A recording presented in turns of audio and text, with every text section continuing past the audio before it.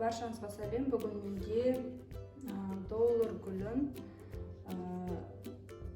көбейту бойынша видео түсірмекшімін.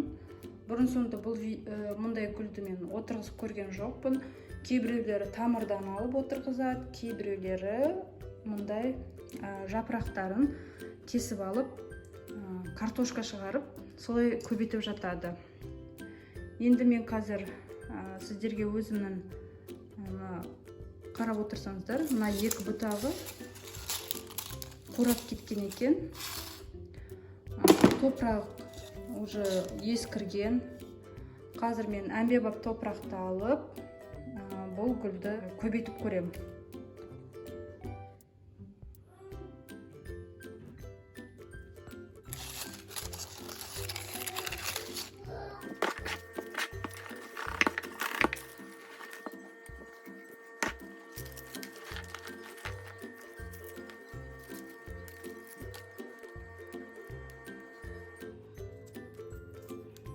Мындай өлі тамырларын алып тастадым. Міне қараңыздар, солып қалған екен, тек бір ғана картобы бар. Мына жерде жаңа тамырлар шығып келе жатыр. Оларға тиіспеймін. Байқасаңыздар, мына жерде тағы бір өскін шығып келе жатыр. Бәрі солып қалған тамырдың бәрін алып тастадым. Міне қараңыздар, қаншама өлі тамырлар болған. Осыдан оған ауа да бармаған. Нан барысы ақырын қурай берген. Енді мен бұрын соңды бұл гүлді өсіріп, отырғызып көрмедім, көбейтіп те көрмедім. Мен мыналарға тиіспейін деп отырмын.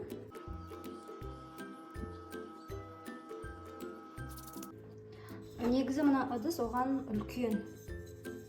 Мен бұдан сәл кішірек ыдыс тауып, соған отырғызып көремін.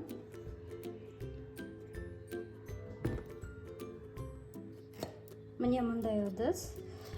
Қазір соның ішіне мен дренаж саламын.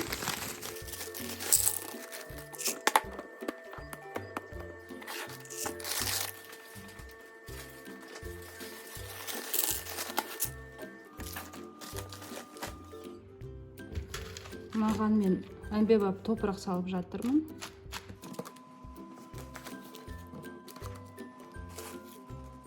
Және осындай доллар ағашын отырғызған кезде топырақты бұдан асырып салуға болмайды. Міне мына жерге дейін қазір саламыз. Кейбір доллар гүлдерінде картошкалары көрініп тұрады, сәл көрініп тұрады. Енді бізде доллар гүлінің картошкасы бетінде тұрған жоқ. Соны енді біз топырағын қазір абайлап салуымыз қажет.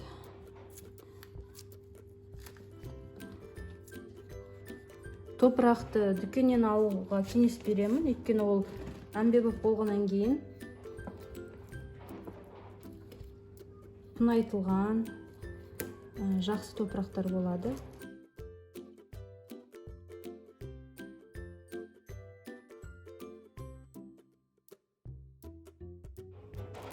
Әмбебап топырақтың қабы менде бүгін ғана ашылды, жаңа ғана.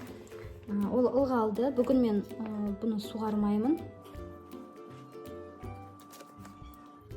Шамамен жарты жыл немесе одан көп уақыттан кейін мына өскіні үлкейіп шыққан кезде ғана мен бұны кенде ыдысқа ауыстырамын. Кішкене тамыры көбейсін, күш жинасын.